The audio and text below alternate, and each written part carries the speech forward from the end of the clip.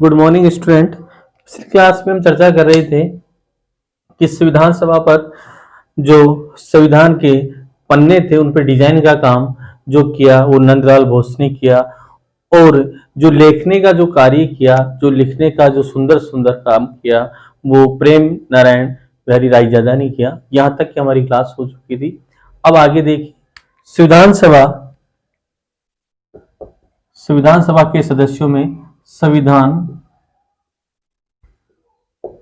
के पन्नों पर या संविधान की प्रतियों पर पहले हस्ताक्षर करने वाले पंडित जवाहरलाल नेहरू पंडित जवाहरलाल नेहरू थे।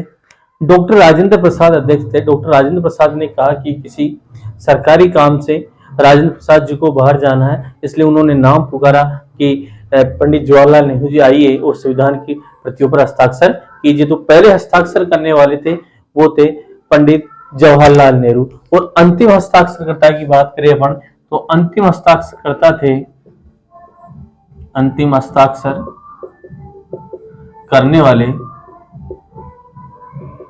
डॉक्टर राजेंद्र प्रसाद। डॉक्टर राजेंद्र प्रसाद ने जो साइन करने वाले थे, अंतिम हस्ताक्षरकर्ता थे डॉक्टर राजेंद्र प्रसाद। फर्स्ट हस्ताक्षरकर्ता पंडित जवाहरलाल नेहरू, अंतिम डॉक्टर राजेंद्र प्रसाद। और आपको ये भी होना चाहिए कि हसरत मोहनी यानी संविधान की प्रतियों पर हस्ताक्षर नहीं करने वाले थे हसरत मोहानी। शुरू से लेकर एंड तक हसरत मोहानी थे जो संविधान की सभाओं की बैठक में भाग लेते रहे, लेकिन अंत में संविधान पर उन्होंने हस्ताक्षर नहीं किया। इसी दिन भारत के राष्ट्रपति के लिए चुनाव के बारे में चर्चा हुई और संविधान सभा के सचिव VSR अयंगर ने को निर्वाचन अधिकारी बनाया गया। राष्ट्रपति के चुनाव के लिए VS अयंगर को, जो संविधान सभा के सचिव थे, उनको निर्वाचन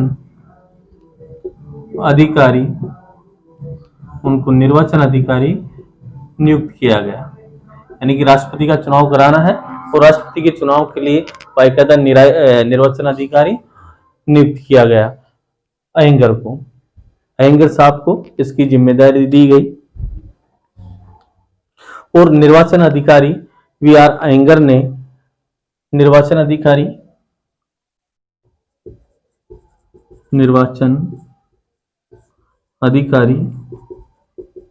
अयंगर ने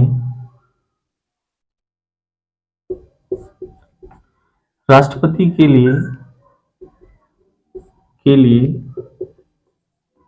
डॉक्टर राजेंद्र प्रसाद के नाम की घोषणा की। डॉक्टर राजेंद्र प्रसाद के नाम की घोषणा की। अब देखिए आगे, डॉक्टर राजेंद्र प्रसाद निर्वाचन अधिकारी ने डॉक्टर राजेंद्र प्रसाद के नाम की घोषणा की। पंडित जवाहरलाल नेहरू ने राष्ट्रपति के पद के लिए राजेंद्र प्रसाद का प्रस्ताव रखा। पंडित जवाहरलाल नेहरू ने डॉक्टर राजेंद्र प्रसाद के लिए राष्ट्रपति के नाम का प्रस्ताव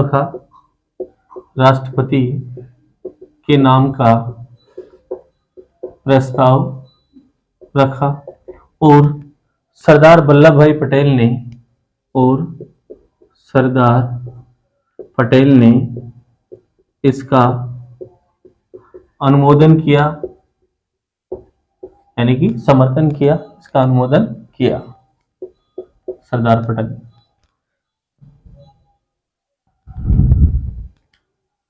नोट कीजिए।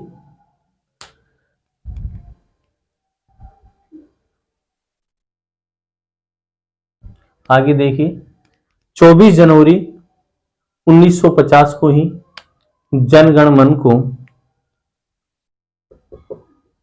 24 जनवरी 1950 को जनगण मन को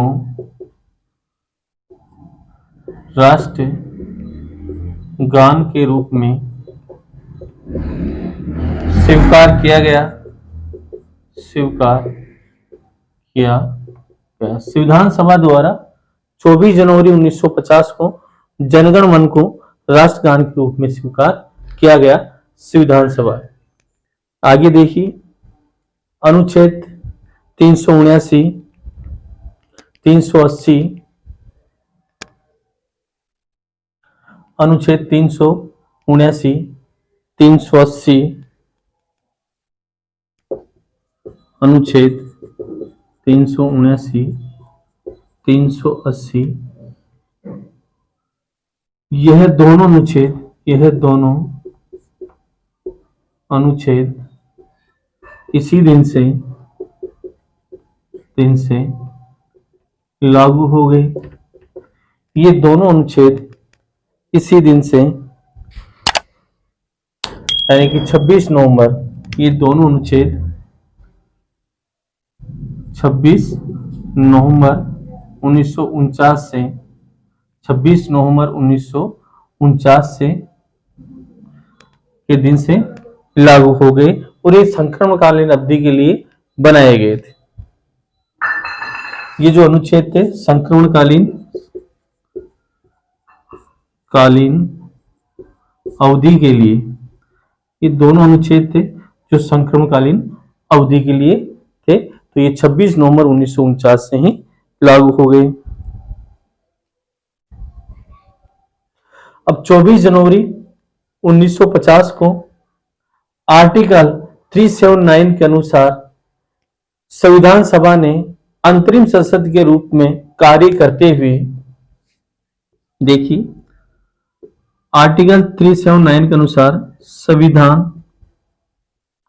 सभा ने अंतरिम संसद के रूप में कार्य करते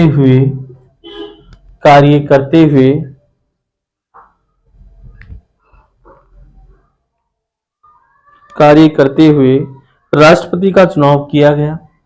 करते हुए राष्ट्रपति का चुनाव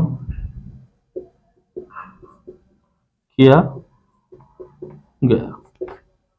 नोट कीजिए, कार्य करते हुए संविधान सभा ने अंतिम संसद के रूप में कार्य करते हुए राष्ट्रपति का चुनाव किया गया।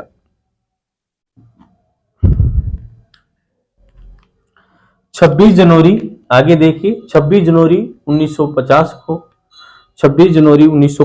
को डॉक्टर राजेंद्र प्रसाद ने 26 जनवरी 1950 को डॉक्टर राजेंद्र प्रसाद ने राष्ट्रपति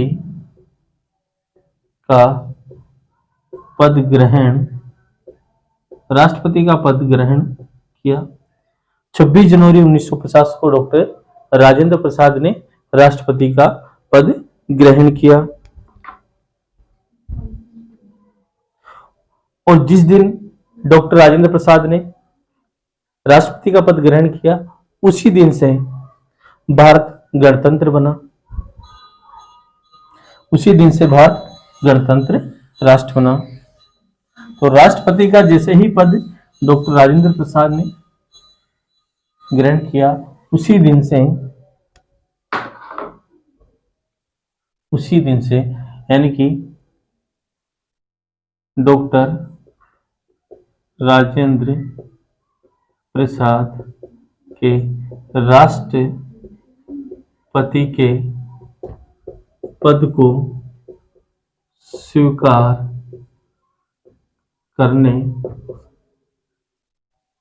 पद ग्रहण करने के दिन से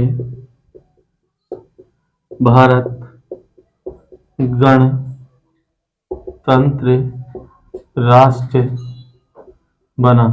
यानी गणतंत्र राष्ट्र का मतलब होता है जिस देश का सर्वोच्च पदाधिकारी यानी राष्ट्राध्यक्ष निर्वाचित होता है, उसके पीढ़ी दर पीढ़ी गद्दीशी नहीं होते, यानी राजा का बेटा उसका उत्तराधिकारी नहीं बनता, जहाँ निर्वाचन होकर आते हैं, जिसका राष्ट्राध्यक्ष का चुनाव होता है और चुनाव जीत कर आता है, उसको हम गणतंत्र कहते हैं। तो इसी दिन, जिस दिन डॉक्टर राजेंद्र प्रसाद ने राष्ट्रपति का पद ग्रहण किया, उसी दिन से भारत गणतंत्र दिवस बना। इसी वजह से 26 जनवरी को हम गणतंत्र दिवस के रूप में मनाते हैं।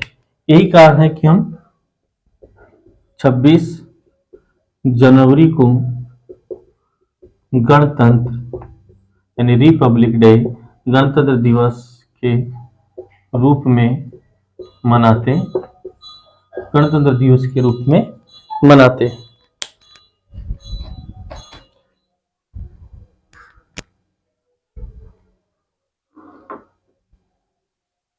आगे हम चर्चा कर रहे थे अनुच्छेद 393। अनुच्छेद 393 का शीर्षक का उल्लेख है कि भारत का संविधान है। अनुच्छेद 393 भारत के शीर्षक, भारत के संविधान, भारत के संविधान, भारत के संविधान के शीर्षक का उल्लेख है, शीर्षक का उल्लेख, शीर्षक का उल्लेख है। यानी कि आर्टिकल 393 में भारत के संविधान के शीर्षक का उल्लेख है। तो भारत के संविधान का शीर्षक भारत का संविधान है, तो इसका जो शीर्षक है वो भारत का संविधान है, भारत का संविधान है, इसका शीर्षक ये है।